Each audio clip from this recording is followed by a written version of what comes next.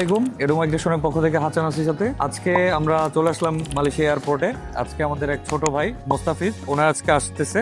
উনি হচ্ছে মোস্তাফিজের বড় ভাই, উনিও মালয়েশিয়াতে থাকে। তো আজকে ভাইকে সাথে নিয়ে আসছি ওনার ছোট ভাইকে রিসিভ করার জন্য। কিছুক্ষণের মধ্যে ইনশাল্লাহ চলে আসবে। মালয়েশিয়াতে তো ভাই অনেক এজেন্সি, এত এজেন্সি রেখা আপনার কেন মনে হলো যে আমার মাধ্যমে কাজটা করাই? কারণ আমি প্রথমে অনেকগুলো এজেন্সি দেখছি, তারপরে আমি আপনারটা দেখছি, অনেক কাজ আপনি করছেন যেটা সাকসেসফুল হয়েছে। সো আমার কাছে মনে হচ্ছে এটা ফেথফুল একটা কোম্পানি। সো ওইটার উপরে বেস করে আমি ভরসা করে আল্লাহর মতো আগাইছি। আর জিনিসটা খুব সুন্দরভাবে সফলভাবে আপনি করে দিয়েছেন খুব কম সময়ের মধ্যে। কোনো ধরনের হ্যারাসমেন্ট হয় না না, এইরকম কোনো কিছু আমি দেখিনি। আপনি ওভারঅল খুশি? হ্যাঁ, আমি খুবই হ্যাপি।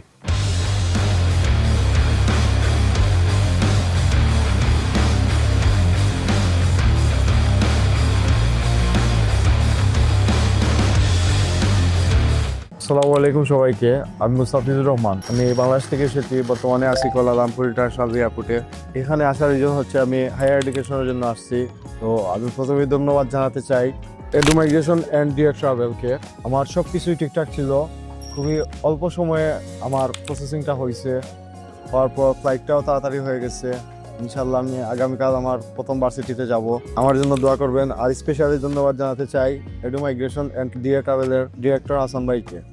উনি অনেক সহযোগিতা করেছেন এয়ারপোর্টে ঢোকার পর থেকে এখনো পর্যন্ত, কুয়ালালামপুরে আসা পর্যন্ত সব কিছুতে ওনার সাপোর্ট পেয়েছি। এখন উনি আমার সাথেও আছেন।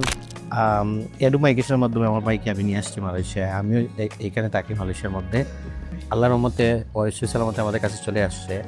আর যেইভাবে ওরা কমিটমেন্ট করছিল ওইভাবেই সব কিছু হয়েছে। কোনো ঝামেলা ক্রিয়েট হয় নাই, বা ইমিগ্রেশন যে ক্লিয়ারেন্সগুলো খুব স্মুথলি হয়েছে।